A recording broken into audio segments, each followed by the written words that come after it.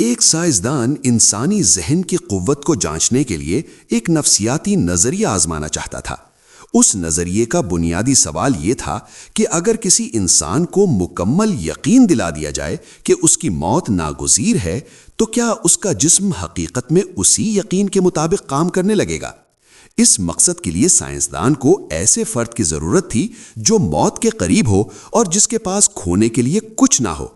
بالآخر اسے ایک سزائے موت کا قیدی ملا جو الیکٹرک چیئر کے یقینی انجام کے مقابلے میں اس تجربے کو ایک متبادل کے طور پر قبول کرنے پر آمادہ ہو گیا، کیونکہ اس میں کم از کم زندہ بچ جانے کی ایک معمولی سی امید موجود تھی۔ سائنسدان نے قیدی کو تفصیل سے بتایا کہ تجربے کے دوران اس کے جسم سے آہستہ آہستہ خون نکالا جائے گا، جس کے نتیجے میں اس کے دل کی دھڑکن کمزور ہوتی جائے گی اور بالآخر موت واقع ہو جائے گی۔ اسے یہ یقین دلایا گیا کہ پورا عمل درد سے پاک ہوگا، مگر بچنے کا امکان نہ ہونے کے برابر ہے۔ قیدی نے اس وضاحت کے بعد رضامندی ظاہر کر دی، کیونکہ انسانی ذہن اکثر یقینی موت کے مقابلے میں معمولی امید کو بھی قبول کر لیتا ہے۔ عملی مرحلے میں قیدی کو ایک سٹریچر پر باندھا گیا۔ اس کی کلائی پر ایک نہایت ہلکا سا کٹ لگایا گیا جو طبی اعتبار سے نہ تو خطرناک تھا اور نہ ہی خون بہانے کے قابل۔ اس کے ہاتھ میں ایک چھوٹا سا پیالہ رکھ دیا گیا تاکہ وہ یہ سمجھے کہ اس کا خون اس میں جمع ہو رہا ہے۔ حقیقت میں اس کے جسم سے خون بہہ ہی نہیں رہا تھا۔ قیدی کی نظروں سے اوجھل ایک کنٹینر رکھا گیا تھا جس سے ایک والو کے ذریعے مائع کے قطرے پیالے میں گرائے جا رہے تھے۔ ہر ٹپکتے ہوئے قطرے کی آواز قیدی کے ذہن میں ایک ہی تصور کو مضبوط کرتی گئی کہ اس کی زندگی اس کے جسم سے نکل رہی ہے۔ وہ ہر آواز کو پوری توجہ سے سنتا رہا، جیسے یہ اس کے دل کی دھڑکن کے آخری لمحات ہوں۔ وقت کے ساتھ سائنسدان نے جان بوجھ کر قطروں کی رفتار کم کر دی تاکہ قیدی کو یہ یقین ہو جائے کہ اب اس کے جسم میں خون نہ ہونے کے برابر رہ گیا ہے۔ یہ پورا عمل جسمانی سے زیادہ ذہنی تھا، مگر اس کے اثرات نہایت حقیقی تھے۔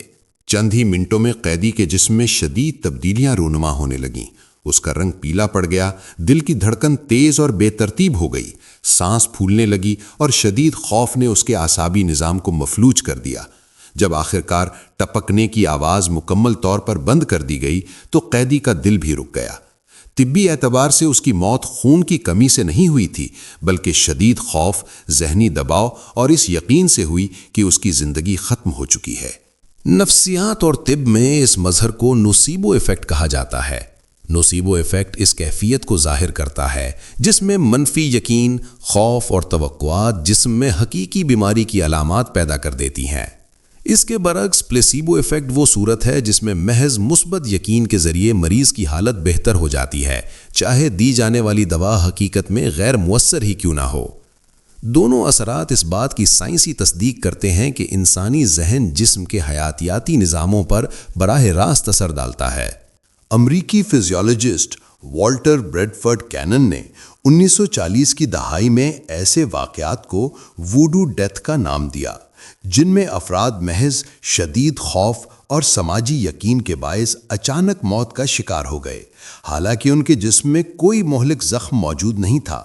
جدید تحقیق بتاتی ہے کہ خوف سمپتھیٹک نروس سسٹم کو حد سے زیادہ متحرک کر دیتا ہے، جس سے سٹریس ہارمونز بڑھ جاتے ہیں، بلڈ پریشر اور دل کی دھڑکن بے قابو ہو جاتی ہے اور جسم ایک ایسے شوک میں داخل ہو جاتا ہے جس سے واپسی ممکن نہیں رہتی۔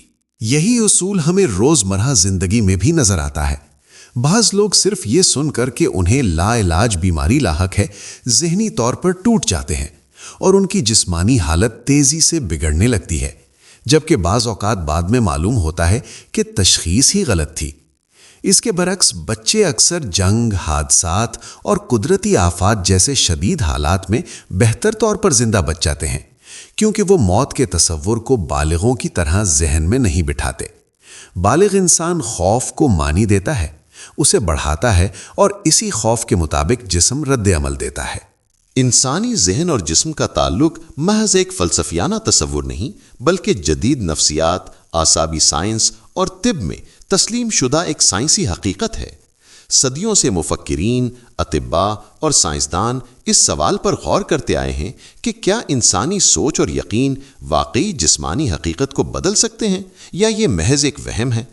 آج کی تحقیق واضح طور پر بتاتی ہے کہ ذہن نہ صرف خیالات اور جذبات پیدا کرتا ہے بلکہ دل کی دھڑکن، ہارمونز، مدافعاتی نظام اور حتیٰ کہ زندگی اور موت جیسے بڑے پیمانے کے کام سر انجام دے سکتا ہے۔